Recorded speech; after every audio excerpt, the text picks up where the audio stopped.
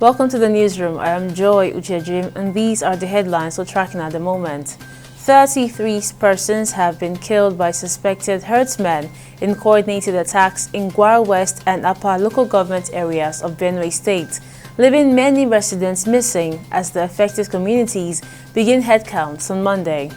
At about 7 p.m. on Sunday, the residents of Se Antwam in Naka Town, the headquarters of Gwara West local government area, came under attack by suspected herdsmen, leaving 17 people dead as others fled for their lives. And 3 days after floods devastated several communities in the Mokwa local government area of Niger State, victims at makeshift camps continue to voice deep dissatisfaction over the handling of relief efforts.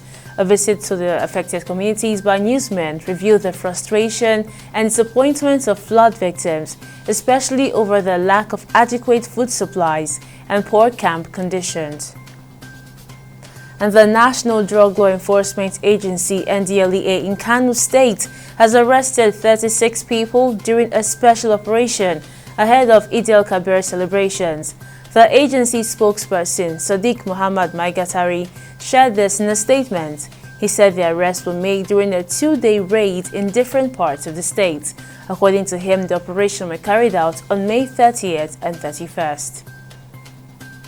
And the Minister of the Federal Capital Territory (FCT), Nyesom Wike, has on Monday censored former Transportation Minister Rotimi Amechi over his hunger comment.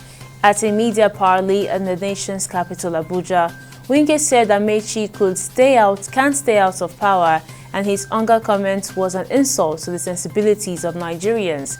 Wike said with over 2 unbroken decades in various top public offices, Amechi can't claim he is hungry for food. And on business, the Nigerian government's revenue from the oil and gas sector was about 70% higher in February 2025 than that earned from the sector in February 2024. According to the Central Bank of Nigeria (CBN) latest economic report for February 2025, the sector raked in 70.49% higher in February than the 477 billion naira recorded in the same period last year. And on the foreign scene, Russian and Ukrainian officials will meet on Monday in Istanbul to exchange their plans on how to end the 3-year war, Europe's largest conflict since World War II, after Kyiv said it carried out one of its most successful attacks, hitting bombers parked at air bases deep inside Russia. Urged on by U.S. President Donald Trump, Moscow and Kyiv have opened direct negotiations for the first time since the early weeks of Russia's invasion, but have yet to make significant progress towards an inclusive agreement. And finally, on sports, in a show of solidarity, a high-powered delegation from Ogun State, led by Deputy Governor Noimot Salako Oyedele, arrived in Kano on Monday to commiserate with the state government and the grieving families of the 22 athletes who died in a road accident.